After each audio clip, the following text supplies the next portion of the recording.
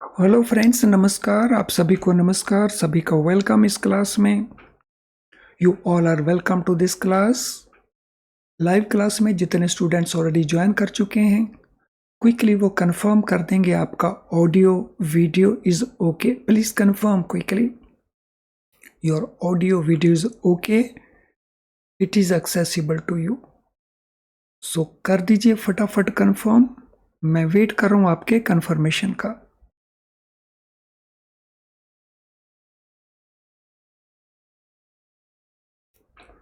तो चलिए शुरू करते हैं। हम कंटिन्यू कर रहे हैं एथिक एंड बिजनेस एथिक इस चैप्टर को, जो चैप्टर नंबर 51 है मॉड्यूल डी के अंदर। तो इसमें हम पहले कॉन्सेप्ट्स और उसके बाद क्वेश्चंस इस सिस्टम को फॉलो कर रहे हैं।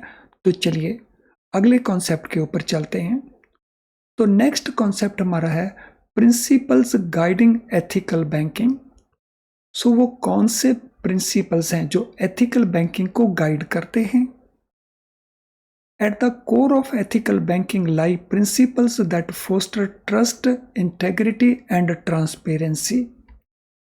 So banks के अंदर अगर हम ethical banking की बात करते हैं तो उसके पीछे क्या वर्क कर रहा है? वो प्रिंसिपल जो एथिक के प्रिंसिपल्स हैं, जो ट्रस्ट को, इंटेग्रिटी को और ट्रांसपेरेंसी को बढ़ावा देते हैं, which foster trust, integrity and transparency. These principles serve as bedrock for creating meaningful relationship with customers, investors, regulators and other stakeholders. So ये जो प्रिंसिपल हैं ये सर्व करते हैं एज ए बेस, बेडरॉक की तरह ये सर्विस करते हैं। किसके लिए? मीनिंगफुल रिलेशनशिप क्रिएट करने के लिए। और ये मीनिंगफुल रिलेशनशिप हम किसके साथ क्रिएट करते हैं? कस्टमर के साथ, हमारे इन्वेस्टर्स के साथ, रेगुलेटर्स के साथ और बाकी जितने भी स्टेक होल्डर्स हैं उनके साथ। सो इन प्रिंसिपल में कौन कौन से प्रिंसिपल्स हैं? सबसे पहले हमारे पास आता है प्रिंसिपल ऑफ ट्रस्ट। सो विश्वास का सिद्धांत। So trust forms the foundation of ethical banking. Ethical banking में जो फाउंडेशन है वो होता है trust. So trust is the foundation of ethical banking. It embodies confidence in quality and attribute of individuals, entities, organisations and underpinned truthfulness. तो ये embody करता है कॉन्फिडेंस को। किसमें कॉन्फिडेंस को? Quality and attribute of individuals, entities और organisations, और अंडरपिन करता है ट्रूथफुलनेस को। Establishing trust is essential in inspiring confidence and belief in an individual product और ऑर्गेनाइजेशन। सो किसी भी ऑर्गेनाइजेशन के लिए ट्रस्ट को इस्टेब्लिश करना ये ज़रूरी होता है। और उससे क्या होता है? उससे बढ़ावा मिलता है कॉन्फिडेंस को भी और विश्वास को भी। किस में? इंडिविजुअल में, प्रोडक्ट में और ऑर्गेनाइजेशन के अंदर। सो जो कस्टमर डील करते हैं वो बैंक के जो इंडिविजुअल हैं उनके में बिलीव करते हों, कॉन्फिडेंस रखते हों। जो बैंक के प्रोडक्ट्स हैं उनको भी बिलीव करते हों, कॉन्फिडेंस रखते हों। और ऑर्गेनाइजेशन एज ए होल उसको भी वो कॉन्फिडेंस उसमें रखते और उसको बिलीव करते हों। This mutual trust between participants forms cornerstone of ethical banking practices. यही वो म्यूचुअल ट्रस्ट है जो एक तरफ स्टेक होल्डर्स हैं, एक तरफ बैंक है। सो दोनों की तरफ से इसी से बनता है एथिकल बैंकिंग प्रैक्टिसेस। तो इससे हम जो बैंकिंग प्रैक्टिसेस फॉलो करते हैं वो एथिकल प्रैक्टिसेस हम फॉलो करते हैं। Significance of trust. ट्रस्ट का सिग्निफिकेंस इन रियलिटी या in the world of successful leadership and management, mutual trust holds paramount importance.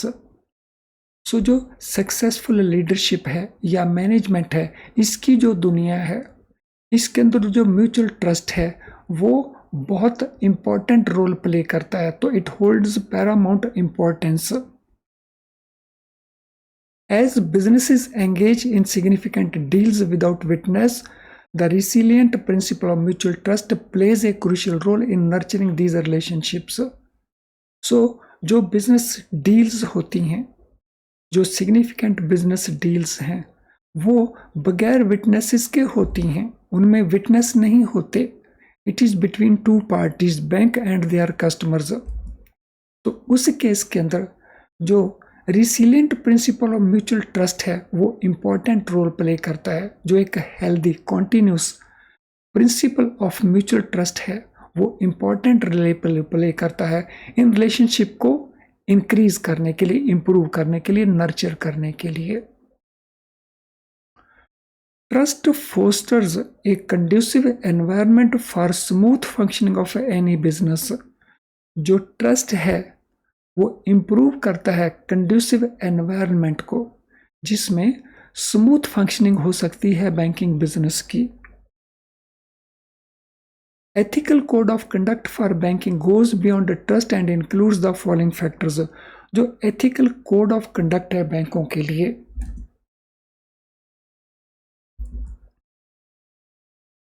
वो परे रहता है ट्रस्ट, बियॉन्ड ट्रस्ट, और उसमें कौन कौन से फैक्टर्स इंक्लूडेड हैं। पहला फैक्टर इंटेग्रिटी है। Integrity signifies a commitment to treat business partners with respect and fairness. So integrity किस चीज को सिग्निफाई करती है? ये सिग्निफाई करती है उस कमिटमेंट को जिसमें बिजनेस पार्टनर के साथ हम कैसे ट्रीट करते हैं। सो बिजनेस पार्टनर जैसे कस्टमर्स हैं, एम्प्लॉइज हैं, तो उनके साथ रिस्पेक्ट एंड फेयरनेस के साथ उनको हम ट्रीट करते हैं। तो ये इंटेग्रिटी की सिग्निफिकेंस है। Ethical banks operate with moral and compass, avoiding any intention to engage in moral practices. जो एथिकल बैंक्स हैं, यानी जो बैंक एथिकल प्रैक्टिसेस को फॉलो करते हैं, वो कैसे ऑपरेट करते हैं? वो मॉरली ऑपरेट करते हैं, जिससे ऑटोमेटिकली क्या अवॉइड हो जाता है? उससे ऑटोमेटिकली जो इमोरल प्रैक्टिसेस हैं वो अवॉइड हो जाती हैं। दूसरा जो फैक्टर है वो है न्यूट्रलिटी का। सो न्यूट्रलिटी मीन्स हम किसी का पक्षपात ना करें। Ethical banking mandates refraining from any biased behaviour. अगर हम एथिकल बैंकिंग के प्रिंसिपल्स को फॉलो करेंगे तो वो हमें क्या मैंडेट करते हैं, क्या इंस्ट्रक्शन हमें वो करते हैं, क्या प्रेस्क्राइब करते हैं कि हम बायस्ड बिहेवियर से बचेंगे। सो बायस्ड बिहेवियर होता है एक तरफा बिहेवियर। पहले से हमारे मन में कोई विचार है उस पार्ट को लेकर के, उसके मुताबिक हम बिहेव नहीं करेंगे। सो बायस्ड बिहेवियर को हम अवॉइड कर सकेंगे। Fairness and impartiality guide every transaction, every interaction, ensuring equitable treatment for all stakeholders। जो फेयरनेस का प्रिंसिपल है, जो इम्पार्शियलिटी का प्रिंसिपल है या प्रैक्टिस है, वो गाइड करते हैं हर एक इंटरेक्शन में, और जिससे क्या सुनिश्चित होगा कि हम इक्विटेबल ट्रीटमेंट करेंगे सभी स्टेक होल्डर्स के साथ। यानी जो हमारी ट्रीटमेंट होगी, हमारा कंडक्ट होगा सभी के साथ, सभी स्टेक होल्डर के साथ वो एक जैसा होगा, वो इक्विटेबल होगा। नौ, तीसरा फैक्टर है reliability. Reliability reflects banks commitment to providing understandable, clear and accurate information to the customers. So reliability क्या रिफ्लेक्ट करता है? बैंक की कमिटमेंट को रिफ्लेक्ट करता है। बैंक की कमिटमेंट किस बात को लेकर के? Providing understandable, clear and accurate information to the customer. Customer को जो इंफॉर्मेशन हम प्रोवाइड करेंगे वो एक्यूरेट होगी, वो इंफॉर्मेशन क्लियर होगी, वो इंफॉर्मेशन अंडरस्टैंडेबल होगी, और फिर कस्टमर उसको रिलाई करेगा। Timely and flawless customer service is a bank hallmark of ethical banking practices. Ethical banking practices में जो timely and flawless customer service है वो हॉलमार्क है, वो एक स्टैंडर्ड है जिसको एक्सेप्ट किया जाता है। तो यहाँ हमारे कौन कौन से फैक्टर्स हो गए? इंटेग्रिटी का फैक्टर हो गया, न्यूट्रलिटी का फैक्टर हो गया और रिलायबिलिटी का फैक्टर हो गया। नो अब है ट्रांसपेरेंसी का फैक्टर।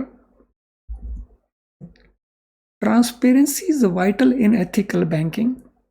सो एथिकल बैंकिंग में जो ट्रांसपेरेंसी है उसका बहुत बड़ा रोल है, where customers are kept fully informed about their rights, obligations and all aspect of products and services offered. So transparency का एक इम्पॉर्टेंट रोल है जहां कस्टमर को हम पूरी तरह से जानकारी देते हैं। जानकारी किसके बारे में देते हैं? कस्टमर्स के राइट्स क्या है हमारे प्रति, कस्टमर्स की ऑब्लिगेशंस हैं हमें लेकर के, और जो प्रोडक्ट्स हैं और जो सर्विसेज हम ऑफर करते हैं उनके डिफरेंट एस्पेक्ट्स क्या क्या हैं। तो अगर हम इन सभी को फॉलो करें तो ये ट्रांसपेरेंसी है, और ट्रांसपेरेंसी वाइटल है एथिकल बैंकिंग के अंदर। Banks must tailor their products and services to suit each customers specific requirements and profile. So बैंकों को क्या करना चाहिए? सो वो प्रोडक्ट्स को कस्टमाइज करेंगे, सर्विसेज को कस्टमाइज करेंगे, ताकि हर एक इंडिविजुअल कस्टमर की जो स्पेसिफिक रिक्वायरमेंट है और जो उसका प्रोफाइल है वो उसका सूटेबल प्रोडक्ट और सर्विस होनी चाहिए।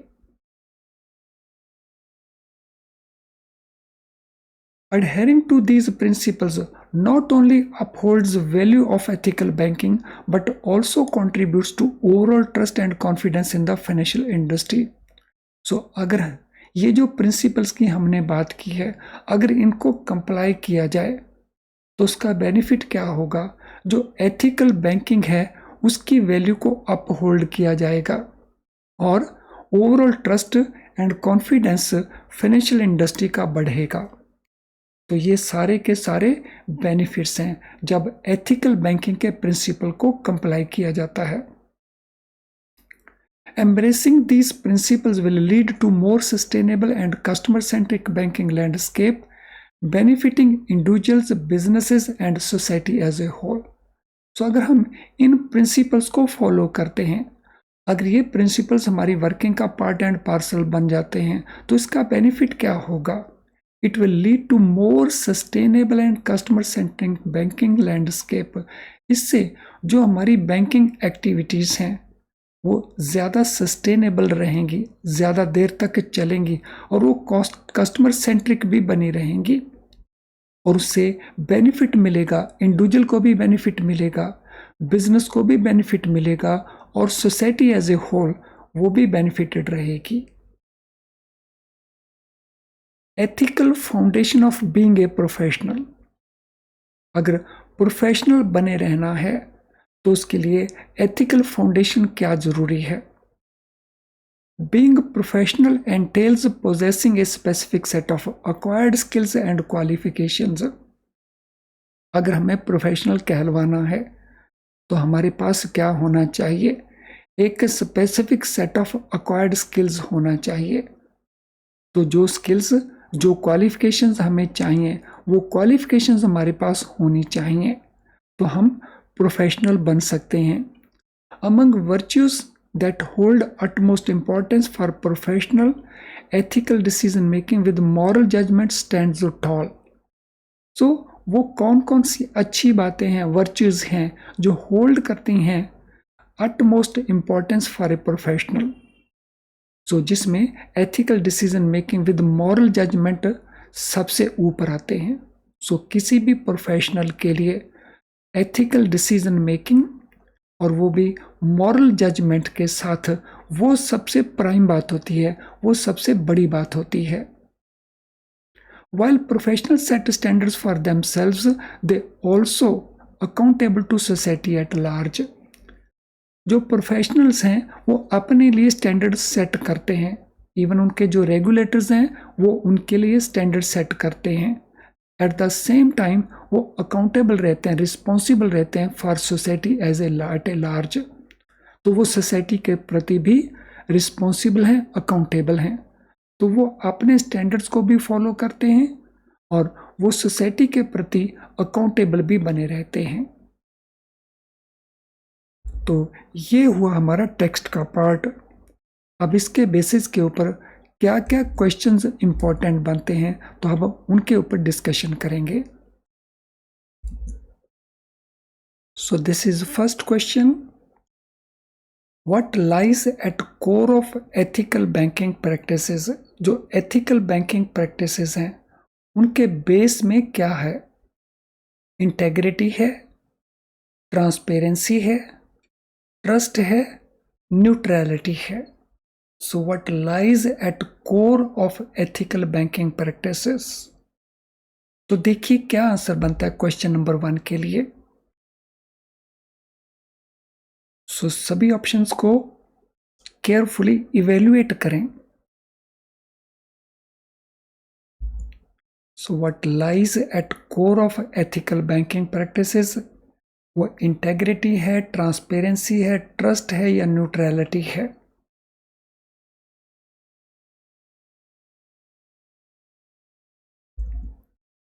सो क्वेश्चन नंबर 1 के लिए जो हमारा आंसर बनता है वो है ट्रस्ट। तो वो कोर है एथिकल बैंकिंग प्रैक्टिसेस के लिए। Why is trust considered paramount in realm of successful leadership and management? जो सक्सेसफुल लीडरशिप है और मैनेजमेंट है उस दुनिया के अंदर जो ट्रस्ट है उसको क्यों इंपॉर्टेंट माना जाता है? It fosters a conducive environment for business deals with witnesses. It inspires confidence and belief in individuals, products, and organizations. It ensures equitable treatment for all stakeholders. It reflects bank's commitment to providing accurate information to customers.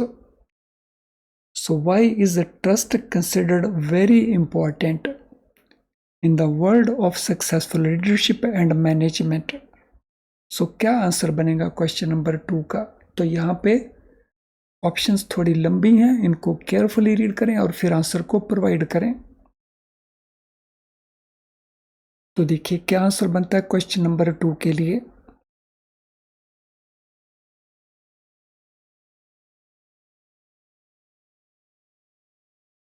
और आपका effort होना चाहिए कि जो भी answer आप provide कर रहे हैं वो मेमोरी के ऊपर बेस्ड हो, जो अभी हमने सीखा है उसके बेसिस के ऊपर।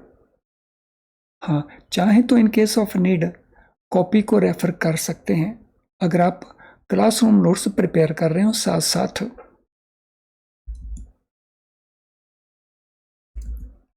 सो क्वेश्चन नंबर 2 में हमारा आंसर बनता है B. It inspires confidence and belief in individuals, products and organisations. Question number 3। Question number 3 में जाने से पहले ये इंपॉर्टेंट इंफॉर्मेशन है। फ्री लाइव क्लास जो इस समय आप वॉच कर रहे हो या जिसके रिकॉर्डेड वर्जन को आप वॉच कर रहे हो, तो is it enough to pass the exam? तो आंसर है no, it is not enough, because free live class में हम पूरे सिलेबस को कवर नहीं कर पाते। हम सिलेबस के बहुत थोड़े पार्ट को कवर कर पाते हैं because of the time limitations. और पास होने के लिए आपको फुल सिलेबस करने की ज़रूरत पड़ती है। तो क्या ये सेशन, क्या ये क्लास यूजलेस है? No, it is not useless, it is very useful. इससे जो आपका स्कोर है वो इम्प्रूव होता है। तो अपने स्कोर को इम्प्रूव करने के लिए ये बहुत यूजफुल है। फुल सिलेबस को कवर करने के लिए अगर आप IIBF की बुक्स को यूज़ कर रहे हो तो इसमें 3 सिचुएशंस, 3 प्रॉब्लम्स आपके सामने हो सकती हैं। पहला चैलेंज, कई एस्पेक्ट्स हैं जिसको आप ठीक से फॉलो नहीं कर पाते। दूसरा एस्पेक्ट, क्या करें क्या छोड़ें, ये सिचुएशन आपके सामने बनी रहती है। और तीसरा, बहुत सारे क्वेश्चन के प्रैक्टिस आपको अवेलेबल नहीं हो रहे होंगे इन बुक्स के अंदर। सो इन तीनों प्रॉब्लम्स को सॉल्यूशन के लिए हमारे पास अवेलेबल है best quality very low priced video lessons. ये आपको module wise, chapter wise concepts को एक्सप्लेन करते हैं। और अगर आप इनके साथ साथ हमारे क्वेश्चन बैंक को भी यूज़ करते हैं तो आप बहुत सारे क्वेश्चंस की प्रैक्टिस कर सकते हो, जिससे आपकी प्रिपरेशन अच्छी हो सकती है। और ये सब कुछ अवेलेबल है हमारी ऐप के अंदर। तो अगर आपने इनमें से इन चीज़ों को यूज़ नहीं किया है तो you must think about that. तो चलिए अगले क्वेश्चन के ऊपर चलते हैं। तो ये क्वेश्चन नंबर 3 हमारे सामने है। Which ethical principle mandates a commitment to treat business partners with respect and fairness? So, कौन सा वो एथिकल प्रिंसिपल है जो प्रेस्क्राइब करता है एक कमिटमेंट के बिजनेस पार्टनर्स को हम कैसे ट्रीट करें रिस्पेक्ट के साथ और फेयरनेस के साथ? तो वो कौन सा एथिकल प्रिंसिपल है? न्यूट्रलिटी का प्रिंसिपल, रिलायबिलिटी का प्रिंसिपल, इंटेग्रिटी का प्रिंसिपल या ट्रांसपेरेंसी का प्रिंसिपल? तो क्या आंसर बनता है हमारा क्वेश्चन नंबर 3 के लिए?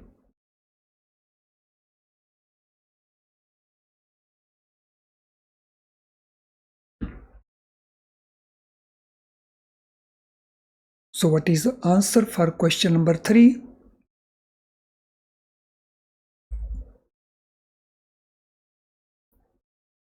सभी को प्रॉपरली इवेल्युएट करें और फिर आंसर को प्रोवाइड करें। So it is the principle of integrity का प्रिंसिपल जो मैंडेट करता है कि हम सभी के साथ रिस्पेक्ट और फेयरनेस के साथ डील करें। What does transparency in ethical banking ensures? Ethical banking में अगर ट्रांसपेरेंसी हो तो वो किस चीज़ को सुनिश्चित करता है? Timely and flawless customer service को, treating business partners with respect and fairness को, equitable treatment for all stakeholders को, या keeping customers fully informed about their rights and obligations? तो यहाँ पे हमने बात करनी है ट्रांसपेरेंसी इन एथिकल बैंकिंग, वो किस चीज़ को सुनिश्चित करता है? Question number 4। तो क्या आंसर बनता है हमारा क्वेश्चन नंबर 4 के लिए?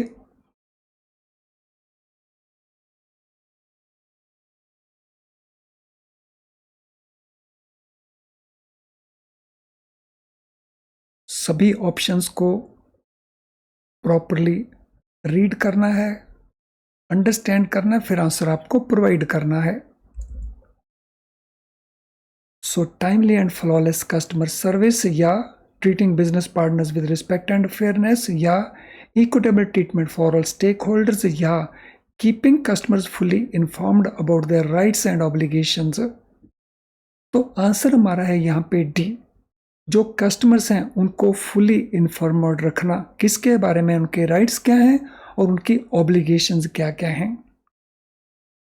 How does ethical banking contribute to overall trust and confidence in financial industry? जो एथिकल बैंकिंग है वो कैसे कंट्रीब्यूट करती है सो फाइनेंशियल इंडस्ट्री में ओवरऑल जो ट्रस्ट है या कॉन्फिडेंस है? By fostering conducive environment for business deals with witnesses, by providing understandable, clear and accurate information to customers, by tailoring products and services to suit each customer's requirement, या by adhering to principles which foster trust, integrity and transparency? सो कौन C option आपको लगती है कि वो appropriate option है question number 5 के लिए?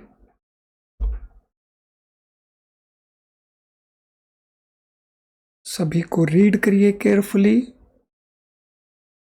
और फिर आंसर को प्रोवाइड करें क्वेश्चन नंबर 5 के लिए।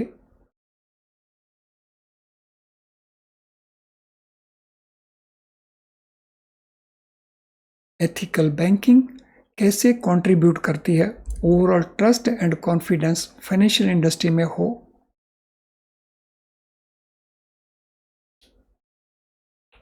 तो it is by way of adhering to principles which improve trust, integrity and transparency। उन प्रिंसिपल्स का, उन सिद्धांतों का पालन करना जो इंप्रूव करते हैं ट्रस्ट को, इंटेग्रिटी को और ट्रांसपेरेंसी को। Which virtue hold utmost importance for a professional? एक प्रोफेशनल के लिए कौन सी वो वर्च्यू है जो सबसे इंपॉर्टेंट है? ट्रांसपेरेंसी है, ट्रस्ट है, न्यूट्रलिटी है या ethical decision making with moral judgement है? Question number 6। सो कौन सी वो वर्च्यू है?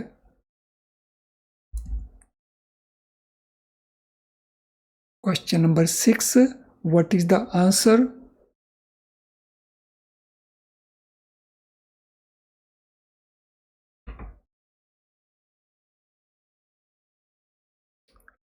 क्वेश्चन नंबर 6 में हमारा आंसर बनता है D, that is ethical decision making with moral judgement. तो जो भी प्रोफेशनल डिसीजन मेकिंग करता है वो एथिकल हो और उसमें उसकी जो जजमेंट है वो मॉरल जजमेंट हो।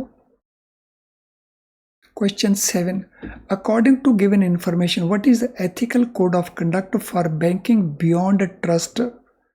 सो ट्रस्ट के भी आगे वो कौन सा एथिकल कोड है फॉर कंडक्ट ऑफ बैंकिंग? तो वो कौन सा एथिकल कोड है? Integrity, neutrality, reliability and transparency. Transparency, trust, reliability and neutrality.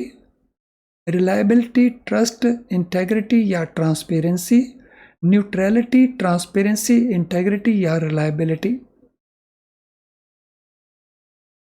So what is ethical code of conduct for banking beyond trust? So trust के beyond ethical code of conduct वो कौन सा है? तो यहाँ पे ग्रुप दिए हुए हैं, तो इन ग्रुप्स में से हमने किसी एक ग्रुप को चूज करना है। क्वेश्चन नंबर 7,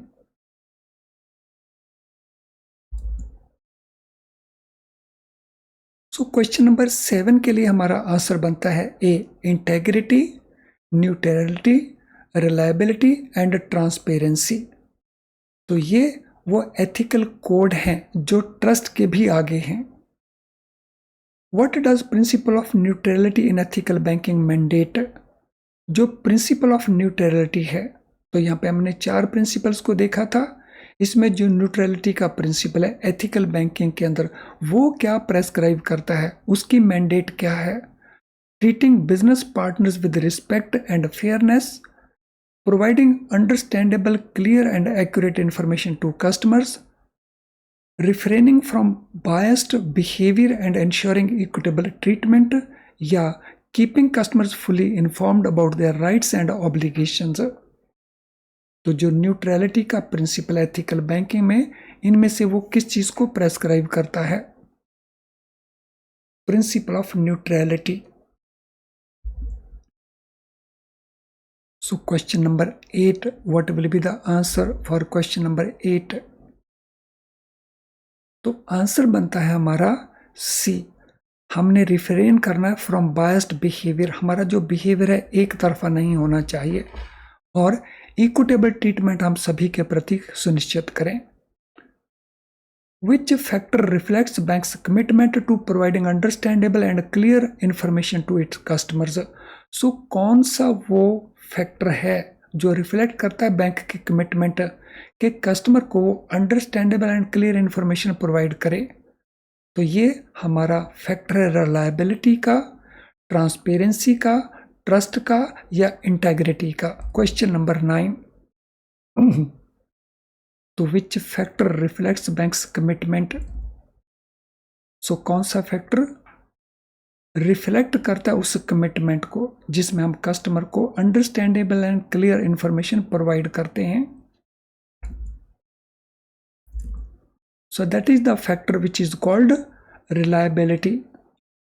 तो वो providing understandable clear information to customers. तो आज के लिए ये हमारा लास्ट क्वेश्चन था, लेकिन सेशन को वाइंड अप करने से पहले आज के सेशन से रिलेटेड अगर आपका किसी प्रकार का कोई भी क्वेश्चन हो तो उसे आप टाइप कर सकते हैं इस वीडियो के कमेंट बॉक्स के अंदर। तो वहाँ से हम आपके कमेंट को रीड करके आपको सूटेबली आंसर करेंगे और आपके कन्फ्यूजन अगर कोई है तो उसको क्लियर कर देंगे। इसके अलावा अगर आपकी कोई और रिक्वायरमेंट है तो आप उसे हमारे इस ईमेल आईडी के ऊपर पोस्ट कर सकते हो, या हमारा जो ऐप है उसके मैसेज बॉक्स के अंदर भी आप उसे पोस्ट कर सकते हो। तो उसको सूटेबली आंसर करके हम आपकी हेल्प कर देंगे। आज का सेशन अगर आपको यूजफुल लगा तो इसको लाइक कर दें और हो सके तो उसको शेयर करें अपने फ्रेंड्स के साथ ताकि उनको भी ये बेनिफिट मिल सके। और अगर ये सेशन आपको यूजफुल नहीं लगा तो बेशक आप डिसलाइक भी ज़रूर करें। हमारे नोटिफिकेशंस अगर आपको रेगुलरली नहीं मिल रहे तो हो सकता है कि आपने हमारे चैनल को सब्सक्राइब ना किया हो, वो भी बेल आइकन के साथ। तो ये सुनिश्चित कर लें कि आपने हमारे चैनल को सब्सक्राइब किया हो बेल आइकन के साथ, ताकि आपको रेगुलरली ऑन टाइम हमारी नोटिफिकेशंस मिलती रहें और आप किसी भी सेशन को मिस ना करें। तो चलिए अब आज के सेशन को हम वाइंड अप करते हैं। तो इसको डिस्कशन हम अगले सेशन में कंटिन्यू करेंगे। Thank you friends.